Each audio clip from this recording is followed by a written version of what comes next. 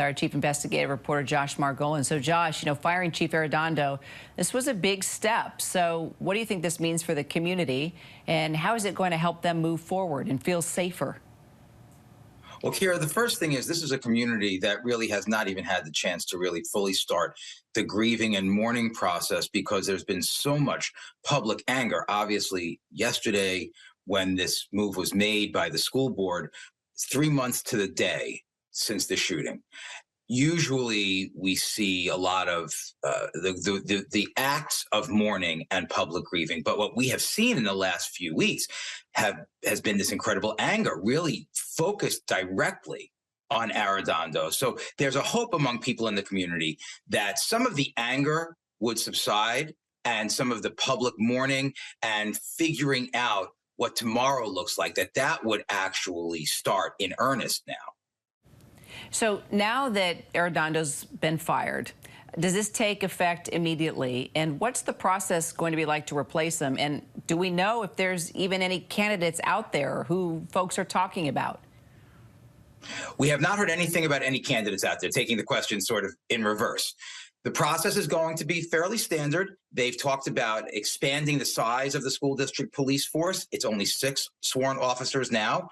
They haven't exactly said how many more they would add. There's also a move to add police officers to the Uvalde City police force, the larger police force around the school district.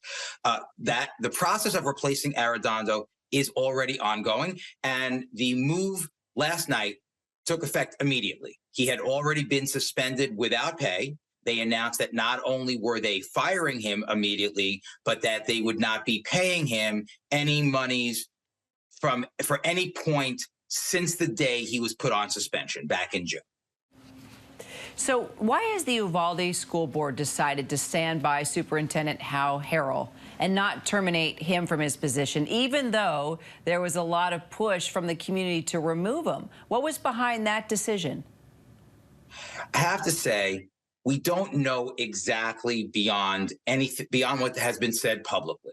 The school district, Superintendent Harrell, they have been incredibly silent. They have refused to do interviews. They have refused to answer a lot of questions. That's led to a lot of controversy. We're talking about questions not only from the media, which is not uncommon, as you of course know, but we're talking about questions from the public.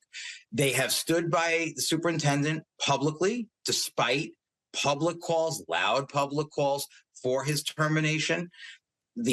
One would have to imagine that when the school board, who is the employer, the boss of the superintendent, stands by the superintendent, that is a show of faith in that superintendent. That's obviously what their vote of confidence is meant to be. But the parents have been raising very serious questions. Their point is, if the police chief in the school district was doing things wrong and had made mistakes and was poorly trained and things did not go properly and there were facilities issues and there were security issues, is that just the police chief's fault?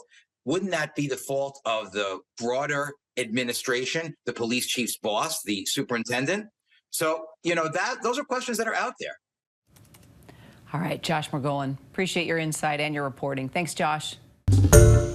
Hi, everyone. George Stephanopoulos here. Thanks for checking out the ABC News YouTube channel. If you'd like to get more videos, show highlights, and watch live event coverage, click on the right over here to subscribe to our channel. And don't forget to download the ABC News app for breaking news alerts. Thanks for watching.